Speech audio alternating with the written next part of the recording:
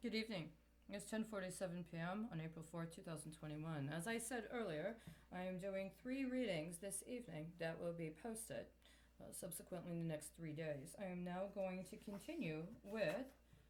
Benjamin Franklin's A Modest Inquiry into the Nature and Necessity of a Paper Currency from April 3rd of 1729, beginning at the top of page 35. If it should be objected that emitting it at so low an interest, and on such easy terms, will occasion more to be taken out than the trade of the country really requires, it may be answered that, as has already been shown, there can never be so much of it emitted as to make it fall below the land it is founded on, because no man in his senses will mortgage his estate for what is of no more value to him than that he has mortgaged, especially if the possession of what he receives is more precarious than of what he mortgages, as that of paper money is when compared to land. And if it should ever become so plenty by indiscreet persons continuing to take out a large overplus above what is necessary in trade, so as to make people imagine it would become by that means of less value than their mortgaged lands, they would immediately, of course, begin to pay it in again to the office to redeem their land, and continue to do so till there was no more left in trade than was absolutely necessary. And thus the proportion would find itself, though there were 1,000,000 too much in the office to be let out, without giving any one the trouble of calculation. It may perhaps be objected to what I have written concerning the advantages of a large addition to our currency, that if the people of this province increase, and husbandry is more followed, we shall overstock the markets with our produce of flour, etc. To this it may be answered that we can never have too many people, nor too much money, for when one branch of trade or business is overstocked with hands, there are the more to spare to be employed in another. So if raising wheat proves dull, more may, if there is money to support and carry on new manufactures, proceed to the raising and manufacturing of hemp, silk, iron, and many other things the country is very capable of,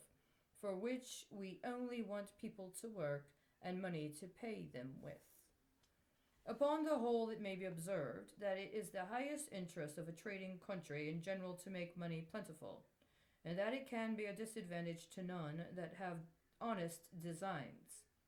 It cannot hurt even the usurers, though it should sink what they receive as interest,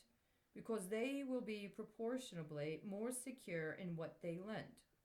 or they will have an opportunity of employing their money to greater advantage to themselves as well as to the country. Neither can it hurt those merchants who have great sums outstanding in debts in the country,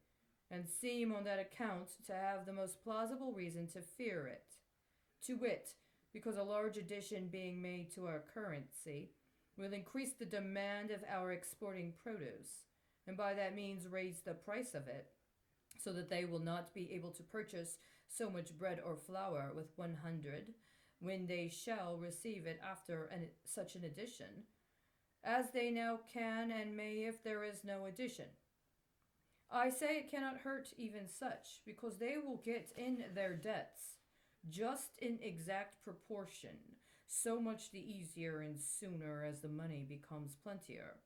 and therefore, considering the interest and trouble saved, they will not be losers, because it only sinks in value as a currency proportionally as it becomes more plenty. It cannot hurt the interest of Great Britain, as has been shown, and it will greatly advance the interest of the proprietor. It will be an advantage to every industrious tradesman, etc., because his business will be carried on more freely, and trade be universally enlivened by it. And as more business in all manufactures will be done, by so much as the labor and time spent in exchange is saved, the country in general will grow so much the richer. It is nothing to the purpose to object the wretched fall of the bills in New England and South Carolina, unless it might be made evident that their currency was emitted with the same prudence, and on such good security as ours is, and it certainly was not. I'm going to end there on page 36.